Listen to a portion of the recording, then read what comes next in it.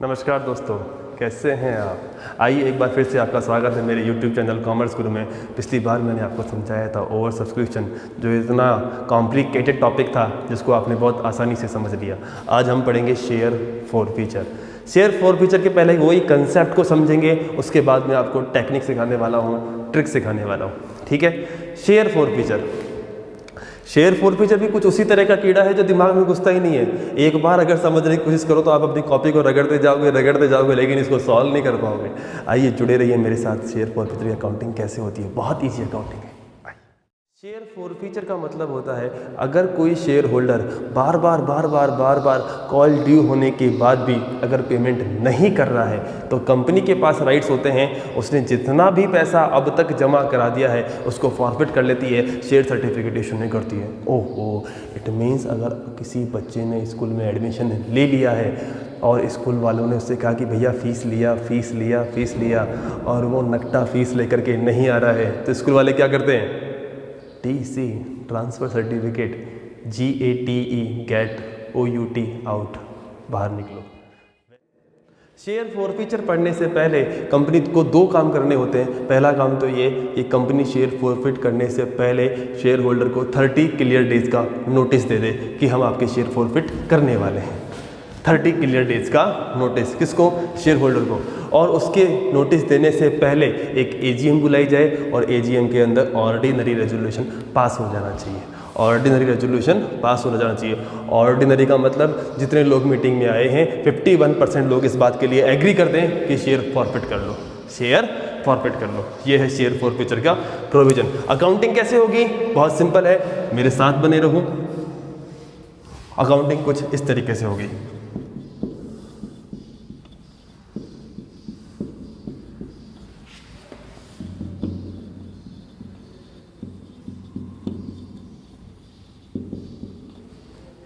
Issued at par और issued at premium. Issued at par की accounting अलग है, इशूड एट प्रीमियम की अकाउंटिंग अलग है।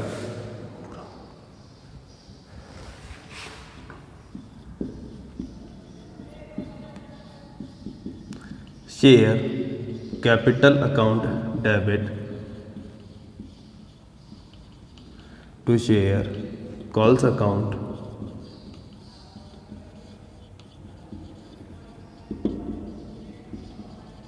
To share forfeiture account. Premium के अंदर दो प्रोविजन है।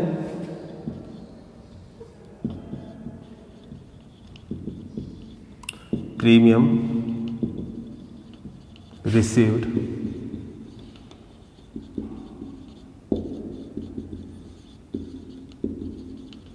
Premium not received.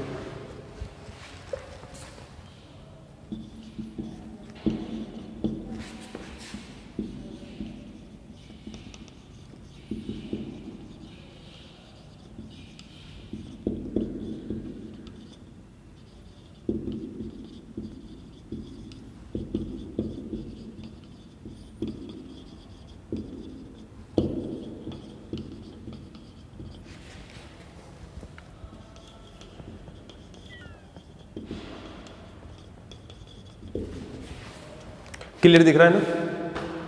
देखो, वही 30 क्लियर डेज नोटिस दे दो, AGM बुला लो। AGM बुलाने के बाद अगर शेयर इशू एट पार हुआ है तो एंट्री ये वाली करनी है, इशू एट प्रीमियम हुआ है तो एंट्री ये वाली करनी है। अब समझो इशू एट पार के अंदर, अरे भैया जब इशू किया था तब एंट्री क्या करी थी? Share application account debit to share capital, allotment account debit to capital, first call account debit to capital, second call account debit to capital.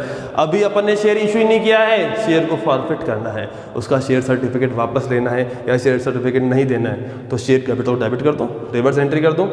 जो पैसा उसने नहीं चुकाया है, शेयर कॉल्स, जो पैसा उसने नहीं चुकाया है, नॉट पेड, वो यहाँ क्रेडिट हो जाएगी। और जो पैसा उसने चुका दिया है, जो पेमेंट उसने कर दिया है, शेयर फॉरफीचर अमाउंट पेड, अब तक जो उसने पेमेंट कर दिया है वो पैसा यहाँ पर आ जाएगा। बात समझ में आ रही है क्या? सेकंड पॉइंट, जो पेमेंट कर दिया वो कौन से अकाउंट में चला जाएगा? शेयर फॉरफीचर अकाउंट में।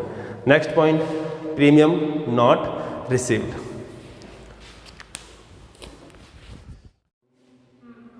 अगर प्रीमियम अमाउंट रिसीव हो गया है, अगर प्रीमियम अमाउंट रिसीव हो गया है तब तो कुछ करने की जरूरत नहीं है। भाई प्रीमियम क्या था? प्रॉफिट था, प्रॉफिट रिसीव हो गया, आपको सेम एंट्री करनी है जो आपने इशू एट पार पे करी थी, वही एंट्री आप यहाँ पर कर दोगे। प्रीमियम नॉट रिसीव्ड, अगर प्रीमियम रिसीव नहीं हुआ है तो क्या करेंगे? री इशू ऑफ शेयर, कंपनी अपने शेयर पब्लिक में री इशू कर सकती है। फॉर एग्जांपल किसी स्कूल के अंदर बच्चों के फॉरफिट कर दिया, मतलब गेट आउट कर दिया, उनकी टीसी बाहर निकाल दी। अब स्कूल में क्या हो गई है? सीट वैकेंट हो गई है। सीट वैकेंट होते ही किसी दूसरे बच्चे को एडमिशन दे रहे हैं, जिस बच्चे को स्कूल से बाहर निकाला गया था, उसे बोलते हैं री इशू। आप इस बात को ऐसे भी समझ सकते हो कि कंपनी अपने शेयर को क्या कर रही है? रीसेल कर रही है। अब रीसेल भी किस पे कर सकती है? एट पार कर सकती है, एट प्रीमियम कर सकती है और एट डिस्काउंट कर सकती है। अगर एट पार कर रही है तो ये एंट्री होगी, bank account debit to share capital.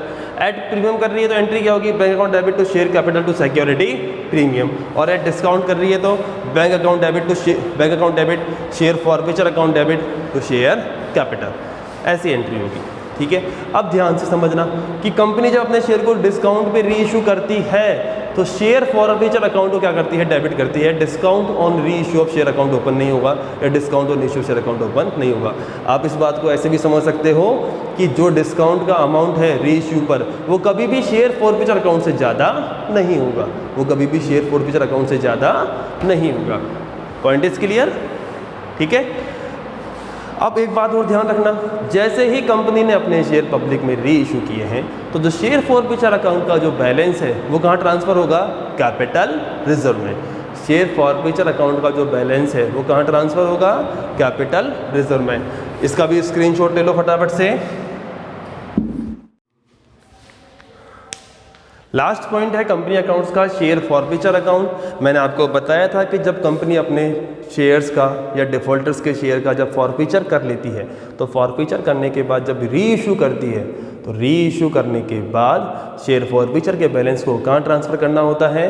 Capital reserve में। क्योंकि शेयर फॉरफीचर कौन सा अकाउंट है? Real account. रियल अकाउंट का हमेशा क्या आएगा? क्लोजिंग बैलेंस आएगा। लेकिन अगर उसमें से कुछ आपने री इशू कर दिया है या उसको यूटिलाइज कर लिया है तो वो बैलेंस कहाँ ट्रांसफ़र होगा? कैपिटल रिजर्व में। क्योंकि ये कौन सा प्रॉफिट है? कैपिटलिस्टिक प्रॉफिट है, पूंजीगत लाभ है। कैसे बनेगा अकाउंट? सामने देखो, by share capital, number of share forfeited, जिसके आपने नंबर शेयर फॉरफिट किए हैं और उसका कितना पैसा पर शेयर आपने फॉरफिट किया है उसको मल्टीप्लाई करके आप यहाँ लिख दोगे तो ये आ जाएगा by share capital. To share capital, आपने उसको कितना डिस्काउंट दिया है? अगर डिस्काउंट दिया है तो ऊपर वाला कॉलम आएगा, अगर डिस्काउंट नहीं दिया है तो नहीं आएगा। उसके बाद कैपिटल रिजर्व, फॉर्मूला क्या है? Number of share issued, number of share issued multiply by remaining amount, multiply by remaining amount. Remaining amount कैसे कैलकुलेट करोगे? सपोज करो कि यहाँ पर जो अमाउंट फॉरफिटेड है वो है 5 रुपये पर शेयर। कितना रुपये है? 5 रुपये। और आपने यहाँ पर जब उसको फॉरफिट करने के बाद री इशू किया तो आपने डिस्काउंट दे दिया 2 रुपये। तो अब कितना बचा? 5 रुपये आपने फॉरफिट किया था, 2 रुपये डिस्काउंट दे दिया तो बचा कितना? 3 रुपये। तो यहाँ पर आएगा नंबर ऑफ शेयर इशूड, कितने शेयर आपने इशू किए हैं, मल्टीप्लाई बाई रिमेनिंग अमाउंट। सीधे आप कैलकुलेट कर सकते हो, आपको कोई टेबल, कोई मैथमेटिक कैलकुलेशन करने की नीड नहीं है। Number of share issued multiply by remaining amount से आप क्या निकाल लोगे? कैपिटल रिजर्व का अमाउंट। और एंट्री क्या होगी? Share forfeiture account debit to capital reserve. देखो ये रहा share forfeiture account debit to capital reserve. Simple account है। और अगर आपसे कोई पूछे कि बैलेंस शीट कितना आएगा तो number of share not issued, number of share not issued multiply by amount forfeited पर शेयर। इजी है। आज के लिए इतना ही, कल फिर मिलेंगे। कल मैं आपको बताऊंगा सारे कंपनी के types, public company, private company, 1 person company, right share, bonus share, holding company, subsidiary company, जितने भी पार्ट्स रह गए हैं कल कंपनी की लास्ट क्लास है और कल ये सारे के सारे टॉपिक पूरे हो जाएंगे। धन्यवाद, जय हिंद। वीडियो को लाइक कीजिए, शेयर कीजिए, चैनल को सब्सक्राइब कीजिए।